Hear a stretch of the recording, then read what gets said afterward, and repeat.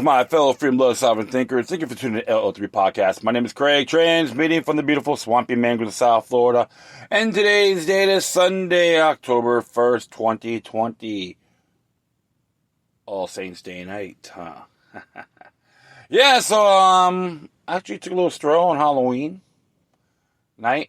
Had my, I was disappointed because I was trying to have like Uncle Sam in exile or fugitive. It didn't work out. So my hi-hat with the American flag, the Stars and Stripes, got a delay. So I'm disappointed in that. However, I winged it. So instead of using my anti-UN flag, I brought in my Don't Tread on Me, another Afghanistan-style flag, which came up pretty cool and had my sign that says Legalize Freedom.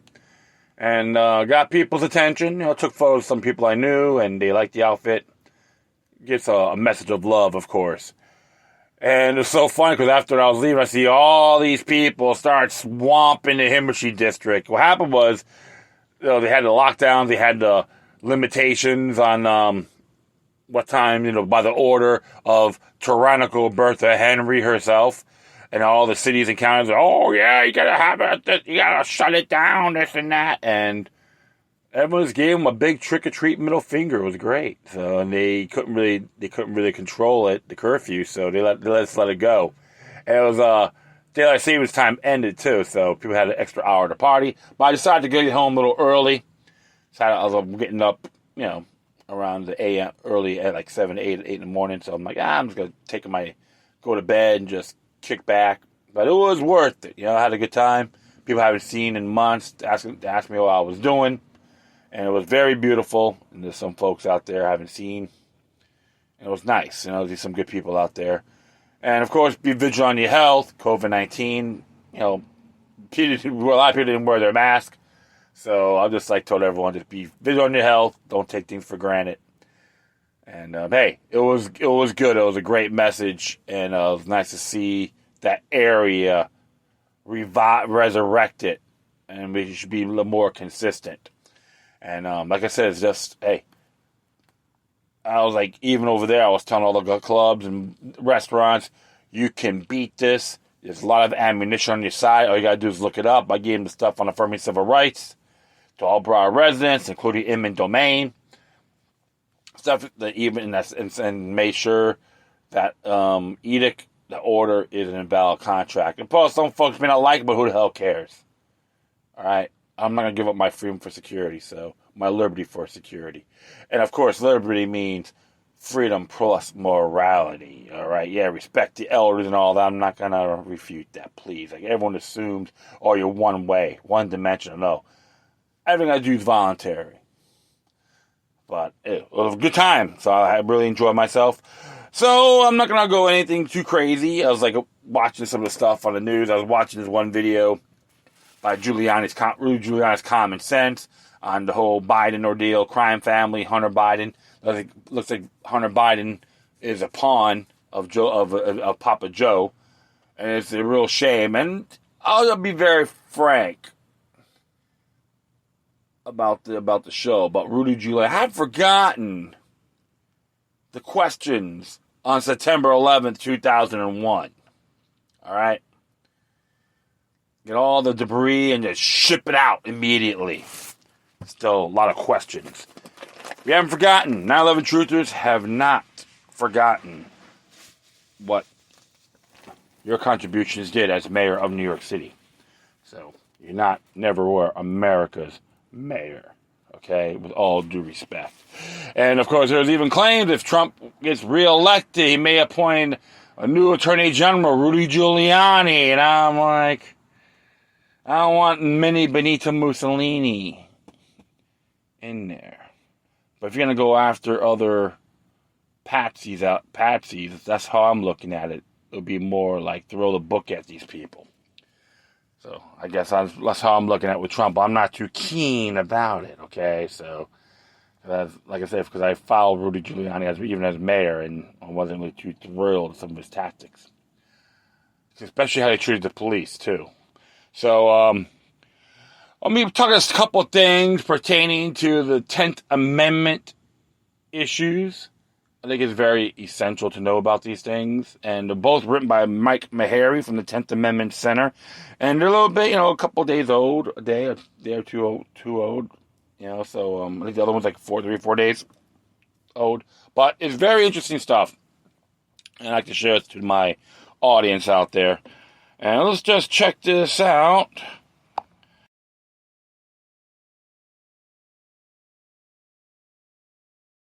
Here it is. All right. Yeah, just so you know, intro, of course, was High Tech Suspense by TeknoAxe. So I'm gonna add that as credit. Good stuff. He's cool. So I always enjoy their work and folks support them, donate, and all that. So legit. All right, let's just check this out here. What he has to say. This one came out the 30th and is entitled Police Lobby Groups Lie to Protect Qualified Immunity. And this is what Mr. Maharrey has to say. So all the poor law enforcement fans are like, don't say that. But you know what? Who cares? It's called free speech, right? And it says here, various police lobbies have aggressively opposed efforts to eliminate the qualified immunity defense. Along the way, they have told outright lies. Qualified immunity is a legal doctrine that shields cops from civil, not criminal liability for any actions taken in the line of duty unless they violate constitutional or statutory rights, clearly established by existing judicial precedent. No statute exists gathering qualified immunity if evolved over time based on a series of Supreme Court cases. Opinions. In 1982, Harlow versus Fitzgerald established qualified immunity for federal government officers and set the stage for the current definition of qualified immunity. The court held that government actors are entitled to qualified immunity due to the need to protect officials who are required to exercise discretion and related public interest in encouraging the vigorous exercise of official authority. Government officials performing discretionary functions generally are shielded from liability for civil damages insofar as their conduct does not violate clearly established statutory or constitutional rights of which a reasonable person would have known. So, yeah, it's a little bit there. You got a question. So, and, you know how I am when it comes to stuff like this. Good grief. So, I'm just moving my phone around. Hopefully I'm not, doing anything absurd. But I'm trying to, right there. Perfect. So, as it says, I'll continue on here. In practice, courts analyze qualified immunity cases under a test established in Graham versus Connor, 1989, to determine whether an officer violated a clearly established constitutional right. Ian Woolman experienced sorry about that. Explain the test paper titled Qualified Immunity and Statutory Interpretation, published by the Seattle Law Review. As it says here, the test requires results to undertake an objective analysis of the circumstances surrounding the use of force. Even if a court decides that the use of force was unreasonable and thus unconstitutional, the second step of the inquiry is the qualified immunity analysis. Was it clearly established that this kind of force in this kind of circumstance is unconstitutional? If not, the officer escapes liability. In simple terms, clearly established means, and a court has previously held that a specific action has already have deemed unconstitutional in essentially the same circumstances as the current case. Werman argues that the clearly established tests enact an extremely high hurdle to those trying to prove excessive force or violation of their rights. The qualified immunity test poses an almost insurmountable analytical problem. The permutations are infinite. A given situation is rarely exactly like another. There will always be sufficient distinguishing facts to decide that there was no clearly established law. All right? So it says here, police lies. A strong push for justice system reform, including the elimination of qualified immunity, exploded in the wake of the death of George Floyd. Colorado recently passed a law creating a state cause of action in state courts to sue police officers when they infringe on any constitutional rights secured by the Bill of Rights of the Colorado Constitution, which is Article 2 to be exact, if I'm correct. I could be, mistaken. I always mix them up with, New Mexico, Colorado. I believe Colorado's Article 2, Bill of Rights. So, and it says here, the law specifically states that qualified immunity is not a defense to such civil action. Our states are considering similar legislation. 4 separate bills have been introduced in Congress. Unsurprisingly, law enforcement lobby groups have aggressively opposed ending qualified immunity. Cops like the legal doctrine for obvious reason. It provides a Teflon-coated legal shield, making it very difficult for any claim for damages to stick in effect that allows cops to act aggressively and violate people's rights with impunity. And a good book to read, folks. I know I said this multiple times, but if people heard my show for the first time, Arrest Proof Yourself by Dale Carson. So that's a good book to read. I recommend people check it out. In their zeal to maintain their legal protection, some of these law enforcement lobbyists outright lie. Cato Institute policy analyst Jay Schurickert chronicled some of the misrepresentations about qualified immunity made by law enforcement lobby groups. One of the biggest whoppers is that eliminating qualified immunity would open the door for police officers to be thrown in person just for doing their jobs. The National Association of Police Organizations, or NAPO, spun this yarn in a letter of opposition to the George Floyd Justice and Policing Act signed by the organization's executive director and general counsel, William L. F. Johnson. With the change to qualified immunity, an officer can go to prison for an unintentional act that unknowingly broke an unknown law. We believe in holding officers accountable for their actions, but the consequences of this would be making criminals out of decent cops, enforcing the laws in good faith. So how do you question laws? Which laws are legit or constitutional and which are not? Or that's related to or categorized as impairing contracts. All right, so I'll continue on here. This is an absurd statement. Qualified immunity has nothing to do with criminal liability. It only applies in civil cases. And Schrickert points out, Johnson certainly knows this is BS.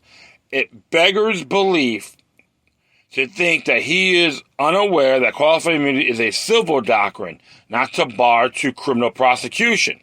Johnson also quoted in a Washington Times article, You've got federal lawmakers proposing a federal law that says that even when that federal law is so unclear as to be unknowable by any reasonable officer, that officer can still go to prison for an unintentional act that unknowingly broke an unknown law. Emphasis added.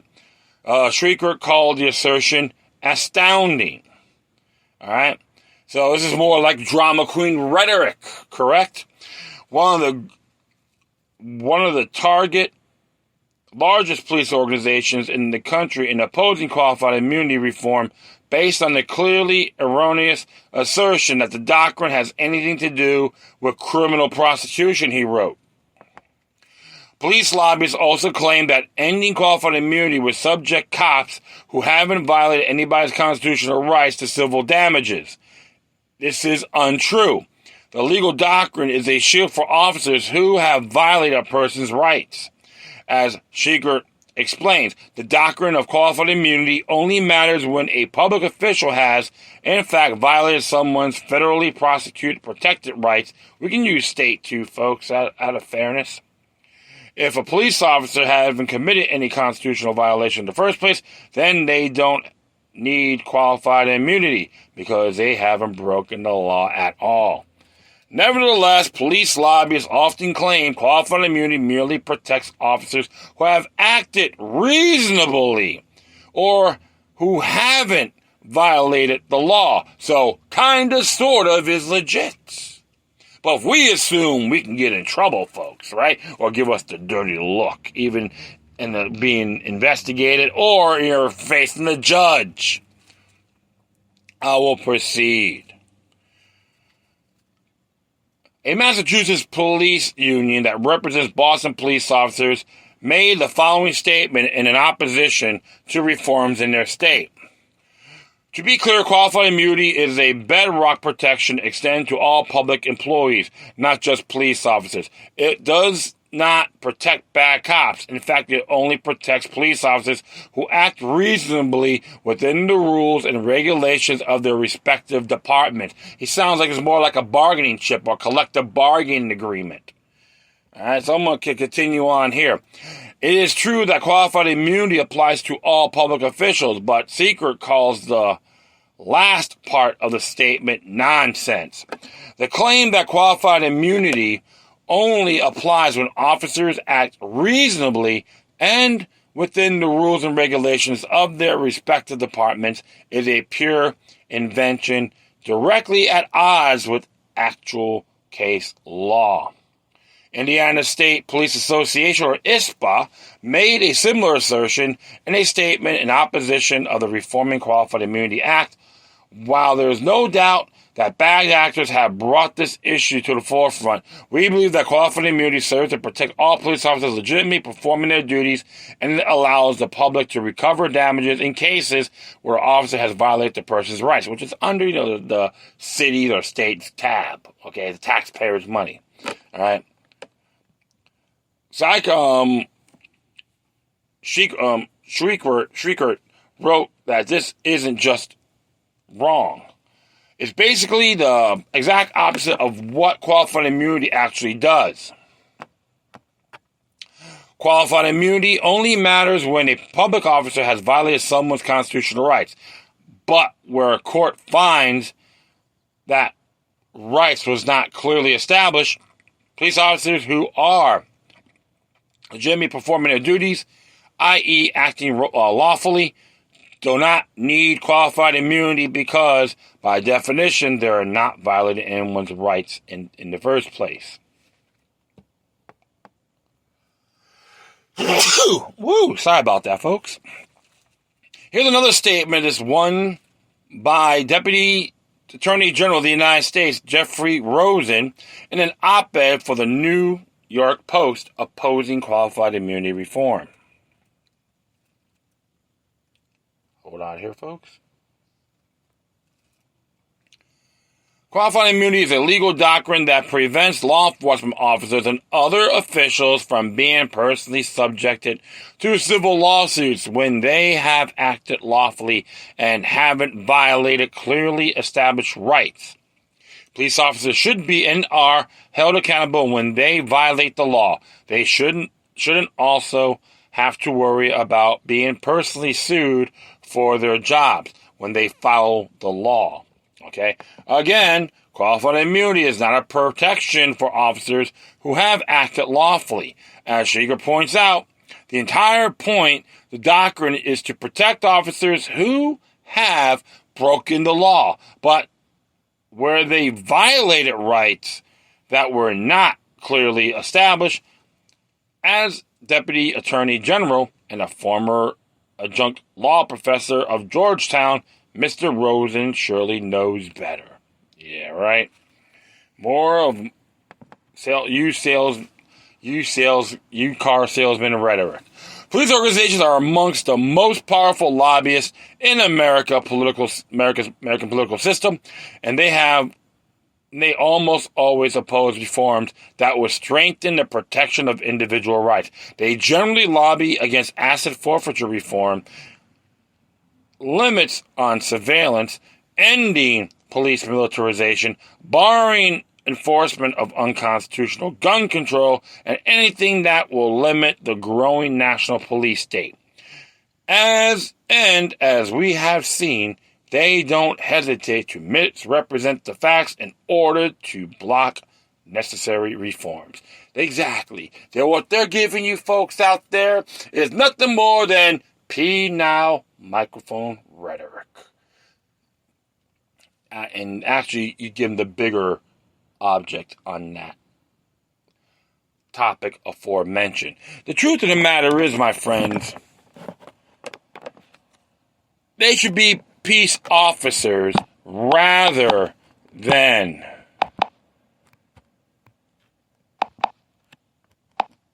hold on here, I goofed up here. Rather than deputies of Nottingham, okay? So they want to give them all that power, they collect everything, revenue and all that. They don't want to just keep the peace. That's what Dale Carson wrote in his book, like I said before, his book, Arrest Proof Yourself. And his interviews are very good, too. Always got to look at things in the bigger picture. And it's not going around condemning police officers, and I support defunding the police. Yeah, the police, I like to see defunded would be the ATF and maybe the FBI, all right? And federal grants to the state and local police officers. So that should be a 10th Amendment ordeal, not bringing it from Washington, D.C. All right, that's one of the areas you got to look at. And I say, hey, if the person has evidence, say, hey, you violated my rights, I could sue you. Yeah, I say do it. I'm not saying that if you call the police, dial 911, and they don't show up, you can't sue for that. It gets a little bit ridiculous. But if your right's been violated, and you got the ammunition to back it up, I say, yeah, let them get sued. Not throwing them in jail, because some officers are being convicted of manslaughter. So, yeah, out of fairness, things are happening. But they don't. If they're against asset forfeiture, if they're against terminating asset forfeiture law, then you can say they're nothing more than criminals with a badge. That's how you got to look at it. So you know what? With all these areas, I support law enforcement, but I don't believe in having this higher than everybody else. Because remember, they're individuals, peace officers, governmental delegates, nothing more, nothing less. And yes, they have a responsibility, a lot of them trained, and even the idiots in government, local government, try to throw more garbage at them than they have to deal with. I won't refute that either. I look at all sides. But when it comes to something like this, hey, you're going to violate somebody's rights and don't give a damn? And if it comes back at you, qualified immunity is out the window. As long as it comes to due process. So enough of that. In that area, I'm going to do one more here by Mr. Mike Meharry. This one here came out the 27th. 27th, yeah. And is written by him again. Trump's plan to expand the national police state. It's great because you hear President Trump, pro-law enforcement. You always got to be careful what he says. Richard Nixon said the same thing. We should all belly up to him. Blue lives matter. And don't get me wrong. Like I said, don't get me wrong. I'm not anti-police. I'm pro-peace officers. Constitutional oath keepers, okay? Let's just say here, what he has to say here on this one. A draft report from the Presidential Commission on Law Enforcement and the Administration of Justice reveals the Trump administration plan to further expand the national police state, with an emphasis on supporting and expanding qualified immunity and facial recognition. Big brother, can we say? The president formed the commission via executive order in January. A federal judge recently blocked the release of the commission report due to the lack of diversity on the panel and evidence that it operated in secrecy in violation of public meeting laws. secrecy, star chambers, right? The court stemmed from a lawsuit filed by the NAACP Legal Defense and Educational Fund, LDF. The suit claimed the commission failed to provide proper notice of public hearing and that it gave too much influence to law enforcement interests in violation of laws dictating how federal authority committees must operate. According to Reuters report, the panel's 18 commissioners include federal, state, and local law enforcement representatives, but no civil rights advocates, defense attorneys, or big city police officials. Can we say federal overreach? Damn straight. So I'll continue on here.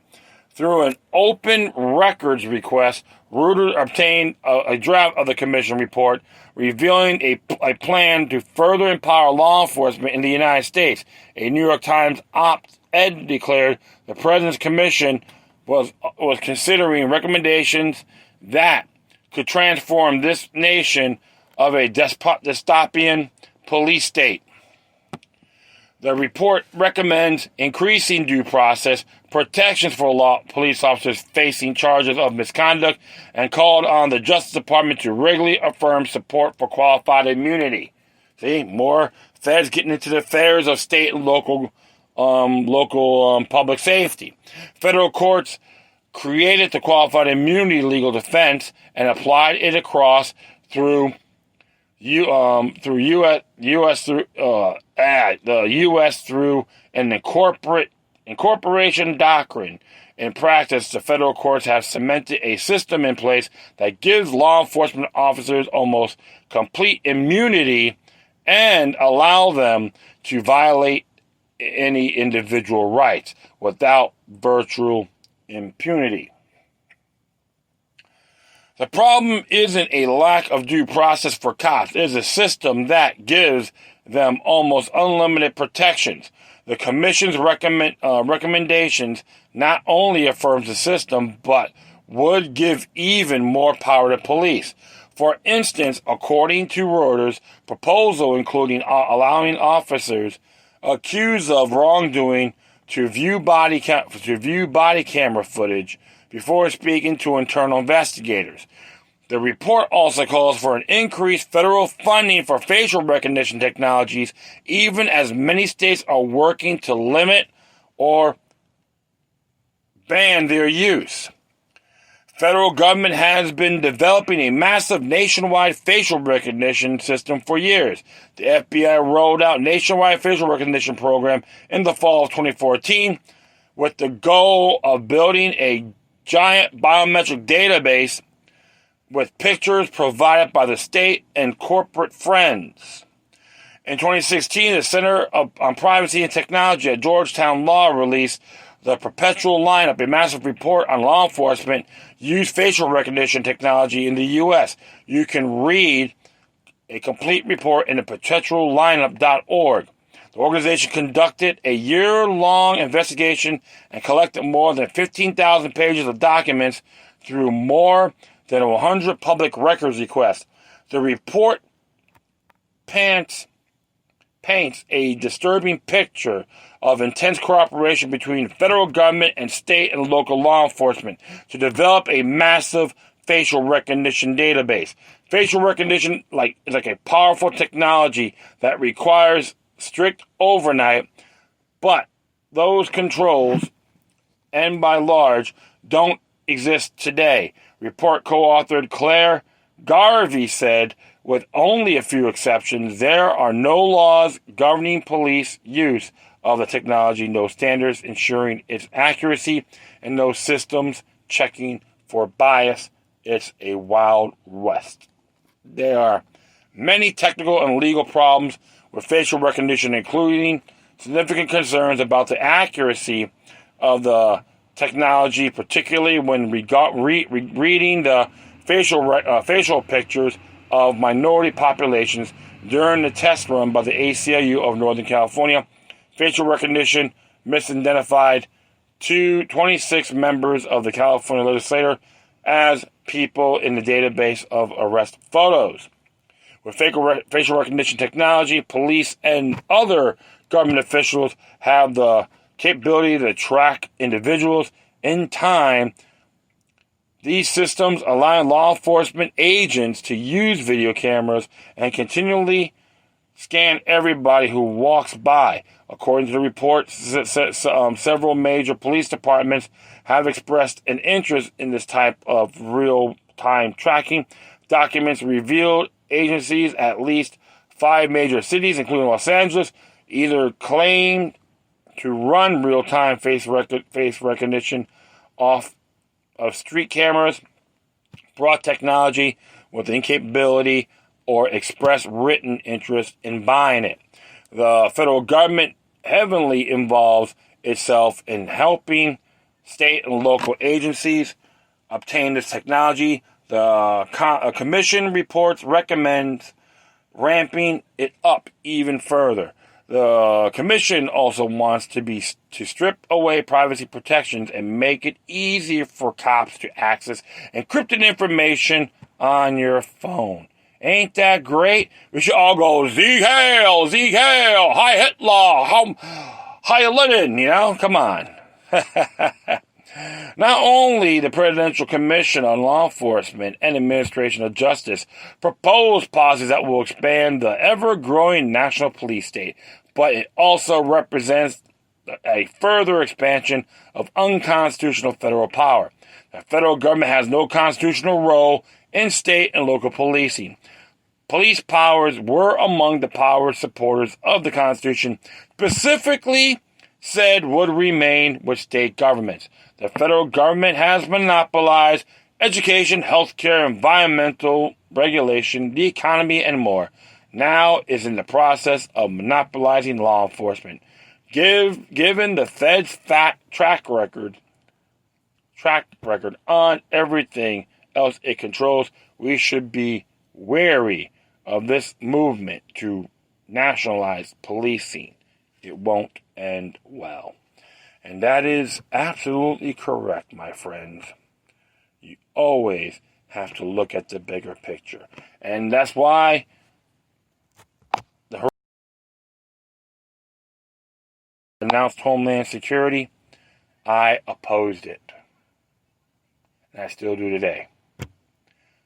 All this stuff has happened, and many people haven't learned the lessons from it. The fact is this. It's an impairing contract. Period. No exceptions. All you gotta do is read Article 1, Section 9. So, ex post facto laws and all that. And the states cannot honor or do impairing contracts either. Alright, so there's a lot of double speak. Not hating the police? No. I have a stepfather who was involved in law enforcement. He's a good man. We have real good discussions. But it's the principle. Peace officers, yes. Federal overreach, no. That's where I stand. Prove me wrong if you're there.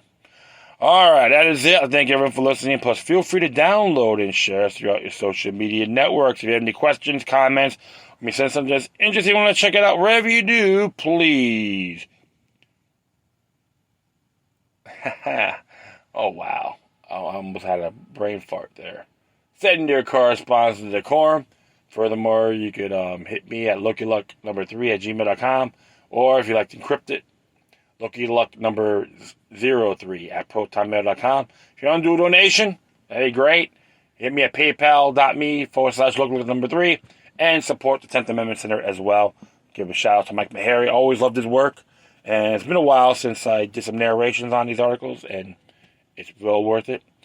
Vote wisely, my friends, and don't get bent out of shape. Who's going to be president? Joe Biden says he's going to do all these things. Just give him a penile microphone, too. And Trump as well. If there's anything tyrannical, big middle fingers on both. Because you know why? Rights shall never be altered or abolished. Governments can't. we can change it, not them. All right, once again, thank you for your time. Please always remember that demoniac resistance is healthy for the soul and can liberate humanity. Until next time, take care of yourselves, keep on spreading love, and may your guardian spirits be with you.